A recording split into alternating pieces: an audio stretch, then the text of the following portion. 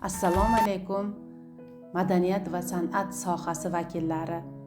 Maktabimiz to'g'risida qisqacha ma'lumot bermoqchiman. Chiroqchi tumani 15-son bolalar musiqa va san'at maktabi 1979-yilda tashkil etilgan. Maktabning yangi birinchi tipdagi binosi 2014-yilda foydalanishga topshirilgan.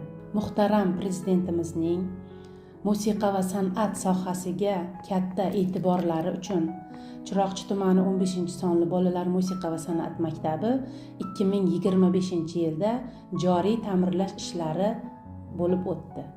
Maktabimiz birinchi tip 200 o'rinli o'quvchilarga mo'ljallangan. Bugungi kunda 322 nafar o'quvchilar, ushbu o'quvchilarga 60 nafar pedagog xodimlar, mutaxassis kadrlar tahsil berib kelmoqdalar.